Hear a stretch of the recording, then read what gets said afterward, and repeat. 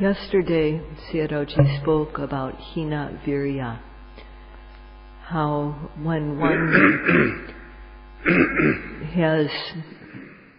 one lacks the courage to avoid unwholesomeness, akusala, and lacks the courage, the effort to develop kusala, even living 100 years, this is not valuable at all.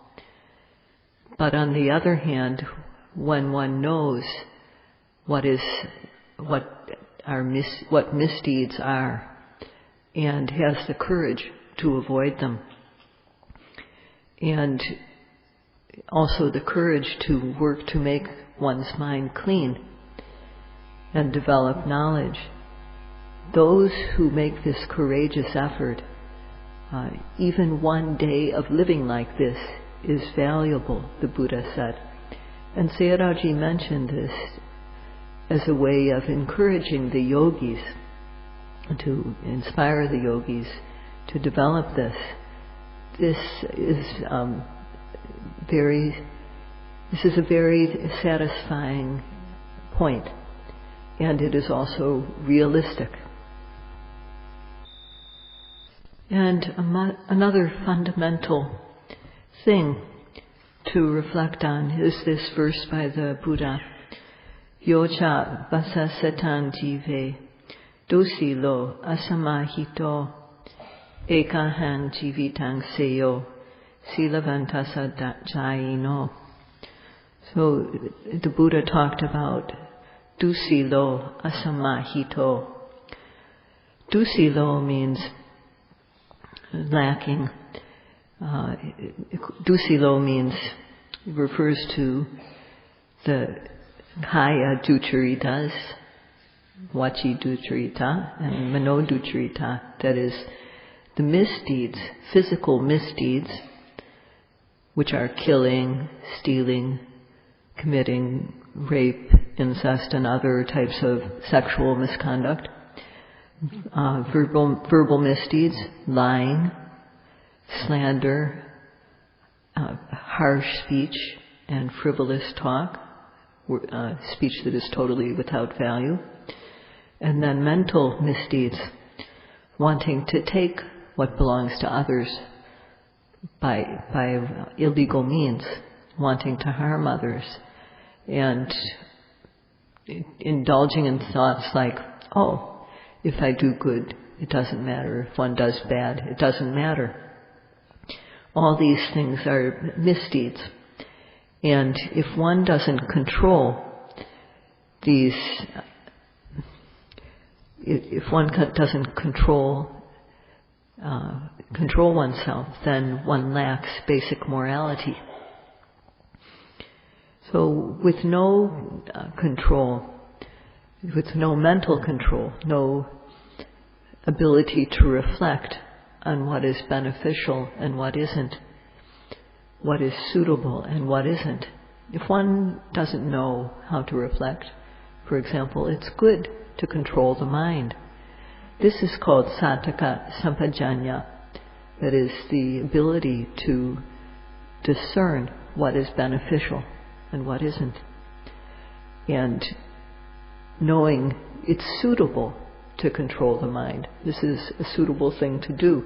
This is sappaya sampajanya, the ability to reflect on what is suitable and what isn't. So without these two, sattaka sampajanya, the ability to reflect on what is beneficial and not, and sappaya sampajanya, the ability to reflect on what is suitable and what isn't, then one won't control one's mind. And this lack of control is asamahito. One's mind won't become collected because one doesn't see the benefit or the suitability. So this gatha mentions these two words, dusilo and asamahito. When one's mind is not collected, then this leads to the stage of dusilo, being immoral. And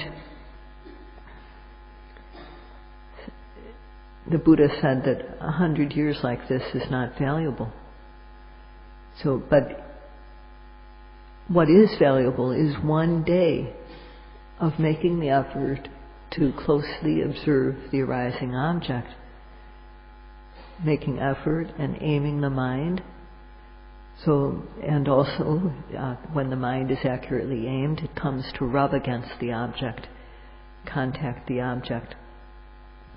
So with these two qualities, with aiming one is free of sloth and torpor, tina meda.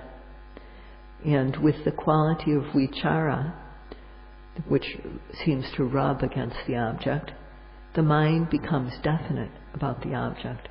And so one is free of wavering, vicikecca. This is good. So when one is free of wrong thoughts, mecca vitaka, as mentioned above, then one can control one's physical and verbal behavior. And one day of living like this is valuable. The yogis here are each keeping their respective sila. Monks, if they're able to do so, they're keeping the sila of the monks. And lay people, observing the 8 precepts, are keeping the sila of lay people. So if we think about this, this is surely valuable. So even in the past, perhaps, we didn't keep sila like this. But now we are here and observing this sila, this morality.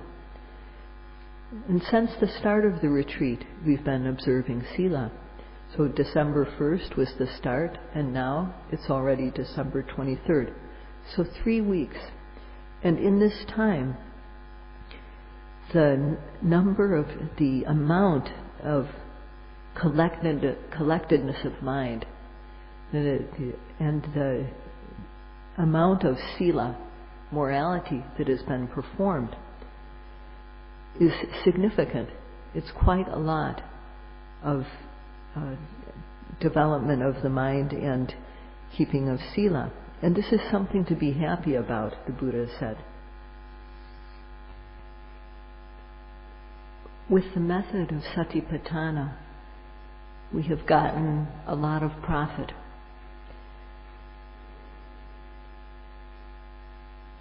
In the large field of observation that is kaya, or vedana, or chitta, or dhamma, the newly arising object.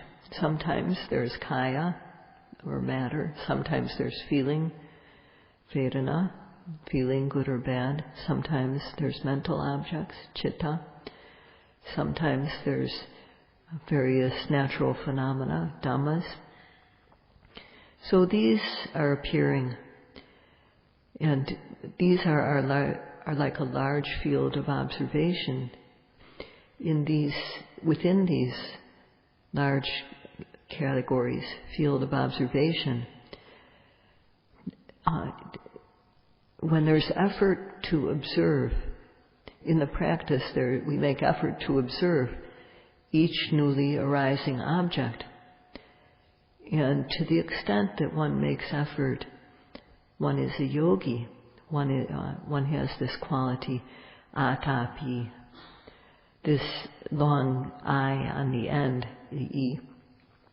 It means that one possesses this effort, but not just normal amount of effort. It indicates that there's a lot of effort that one possesses.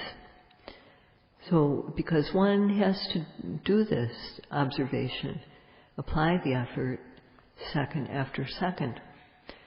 And when one does this, then laziness and the other kilesas aren't accepted. The mind doesn't let them in.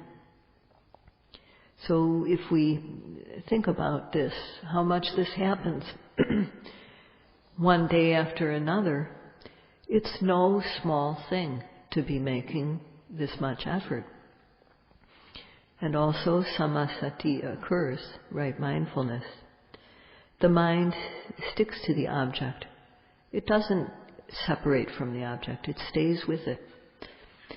And every moment that the mind is staying with the object like this, with sati, samadhi is also present. So one moment after another, samadhi is also there. This is no small thing. This is not just a few times. On every arising object, to the extent that one applies effort to observe, the mind will fall collectedly on that object. And so many times we do this time and time again. So if we reflect on,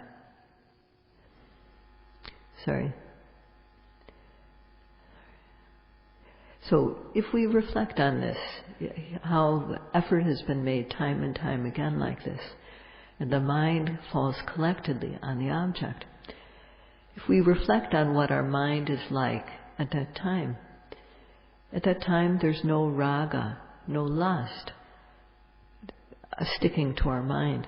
There's no anger sticking with our mind. And when we have the mind that is free of these kilesas time and time again, then the mind becomes collected and knowledge starts to arise. We start to know the true nature of nama and rupa.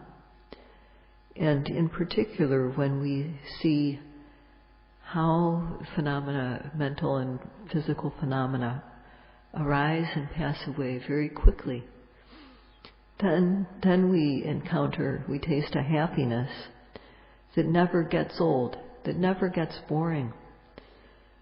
People tend to value sense pleasures, especially some sense pleasures in particular, but the happiness that we experience from the practice is far better. One comes to see that it is far better than what one experienced before.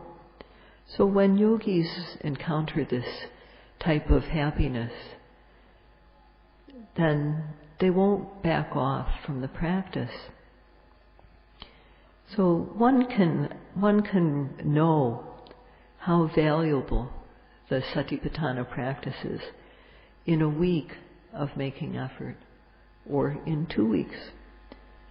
If in 2 weeks one doesn't start to see these types of benefits, if one doesn't start to have some understanding of how beneficial the practice is, then it's because one doesn't know about the benefits that the Satipatthana practice brings. Or sometimes what happens is people know about them, but don't really believe it. Or for some reason, one is not making the effort, either lack of faith, lack of desire. So the mind is avoiding in some way. The mind becomes unclean. So with the mind unclean, this is what happens without virya. Without virya, effort to observe the arising object, then sati, mindfulness, won't arise. Samadhi, collectedness of mind, won't arise. And if these are not there, then there's no way that knowledge can occur. Sayadaw spoke about 3 levels of effort, and the last of these is parakamādhātu. This is the effort that goes up stage by stage until one reaches the goal. So when this parakamādhātu will become good if one continues to develop effort. So when virya is increasing, gaining in momentum, there are 5 factors which bring about this 3rd stage of effort, parakamādhātu. And if these 5 factors are present, then one's effort to reach the goal will just flow like a stream. So one can also say, in other words, that these are 5 factors of a yogi who is working to reach the goal. The Buddha said, Panchimani bhikkhave Padhaniyangani. There are 5 factors that one needs to possess in order to make this type of effort in the practice. What these 5 are first of all, faith. Second of all, health. Third, honesty or straightforwardness of mind. 4, ardent effort. And 5, knowing the fast arising and passing away of mental and physical phenomena. The Buddha preached about these 5 factors. So the first of these qualities needed is faith. What that means is, in order for there to be faith, there has to be something that is worthy of faith, that is trustworthy, that has real qualities. So the faith that one needs is faith, belief in something that is worthy of our faith. And so that is one quality that one has to have. One has to be a yogi who has faith in the things that are trustworthy. So what are the things that are worthy of faith? One is the Buddha, and then second, the Dhamma, third, the Sangha, fourth, karma and its result, and 5, lifetimes. These are things that are worthy of faith, that have qualities worthy of our faith.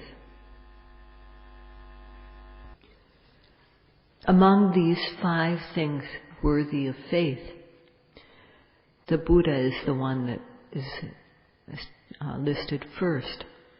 The Buddha has many qualities that are worthy of faith.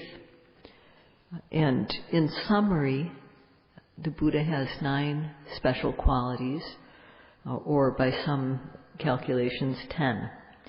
And among these special qualities, the first is arahang.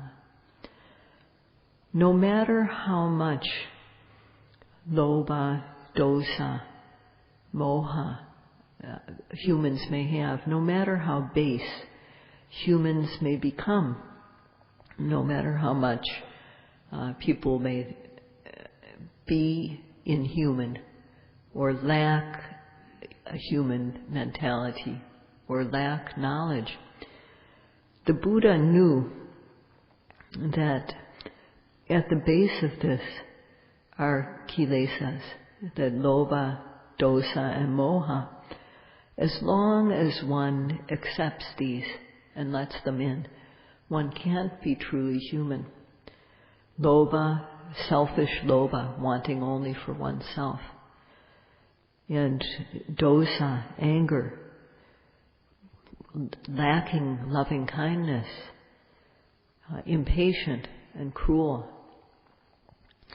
And moha, stupidity and ignorance.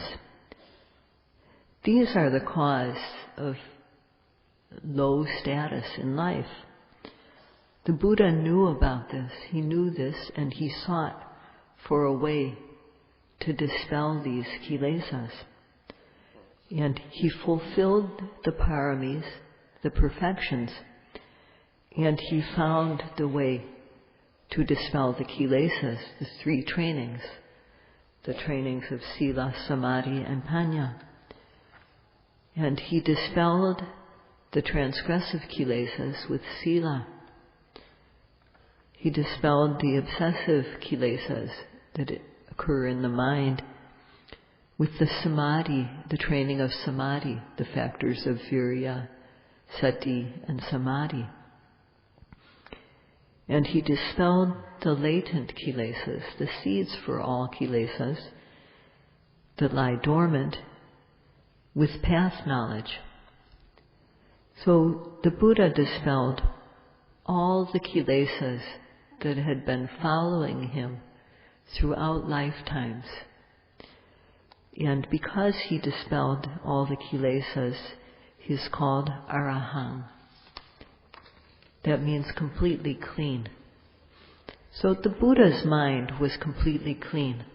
Needless to say, his physical and verbal behavior was completely clean. When one is clean and pure, then those around one see that and they value this. They praise such a person and respect such a person. So the praise and respect that the Buddha received is the result of this cleanliness that he developed. So this is the meaning of the word arahant. It has these two meanings.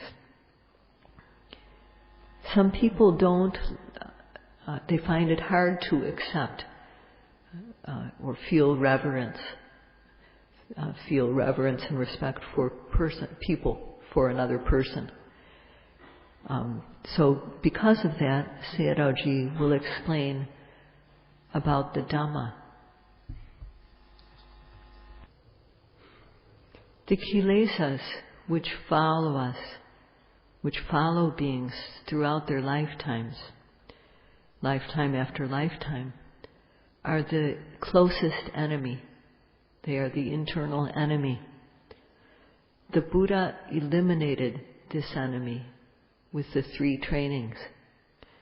And this is another meaning of the word arahant, that he overcame the enemy. And as a result of doing this, the Buddha was very clean. So the Buddha didn't do anything wrong, whether in secret or in public. He had no hiding place in which he did wrong things. In the world, people often pretend to be clean and pure in front of others, but in private or in secret, they are not that way. So the Buddha wasn't like that. He had no hiding place. He didn't do anything wrong publicly, and he didn't do anything wrong privately. This is another meaning of the word arahant. So another meaning is that there are those who don't know that one should have physical, verbal, and mental control. And the Buddha is completely separate from that type of person. He's completely distanced from lacking physical, verbal, and mental control. This is another meaning of the word arahant. Even though the Buddha is fulfilled with all these virtues like this, some people view the Buddha as just another human being, and some people tend to think of the Buddha as their equal. So because of that, people sometimes find it hard to think of another human with respect. But the Dhamma which the Buddha taught, how good it is, one can just think of this. So just on hearing the Dhamma of the Buddha, one's mind can become clear. So just at the start, and then when one starts to apply the practice, one gains Vipassana happiness. And when continuing through the practice, when one goes from observing the continual stream of mental and physical phenomena called pavata to the cessation of these apavata, when one gains a peace and happiness of cessation, these are, the Dhamma has this quality that it brings benefit in this at all these stages of first hearing about it, putting it into practice, and reaching the end of the practice. So knowing that the Dhamma has these virtues, then one wants to get them for oneself. Most people in the world have a low ability to revere another human being. So people tend to think, well, in one's being, I'll start that again. In one's being, there are the causes of suffering, lobha, dosa, and moha. But people mostly tend to think, that's natural. These things are natural, they're in us, and there's no need to eliminate or control them. The defilements of lobha, dosa, and moha. So many people in the world take this attitude of just letting it be. For these people, it's important to understand that in one's life, there is mind and there is matter. There is nama and rupa. And people tend to be scared of physical disease. So there are many projects and programs for prevention of disease, to cure disease, and to eliminate the cause completely of physical disease, various physical diseases. But when it comes to the mind and things that can be called mental disease, there is no program for preventing, no program for curing, and no program for eliminating the causes of what can be called mental diseases. Out of the many physical diseases in the world, let's take the disease of malaria. There's prevention of malaria, there's cure for malaria, and there's a lot of work done to suppress it, to eliminate it. AIDS, on the other hand, they haven't been able to control, and thus people are very afraid of AIDS. But with regard to the kilesas which rise up in one's mind and which lead to transgressions, to violence, and so on, these kilesas are to be feared. But with regard to this disease of the mind, a method for preventing it, a method for curing, a method for eliminating this disease of the mind. Because methods of prevention, cure, and eliminating this disease of the mind have not spread over the world, there are problems, many problems in the world, which are very difficult to clear up. The Buddha gave a method for preventing kilesas, for curing them, and for eliminating them once and for all. And this is what the yogis are doing now.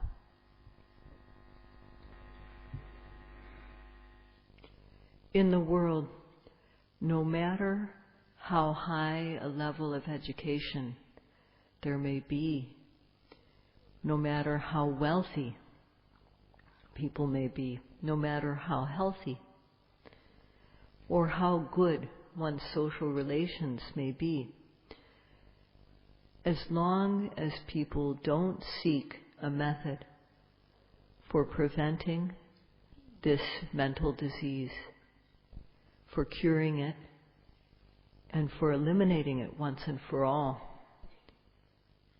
they won't find happiness. Sayadaw will talk about this tomorrow.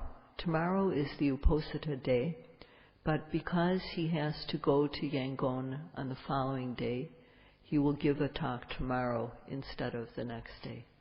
That's all for today. Sadhu.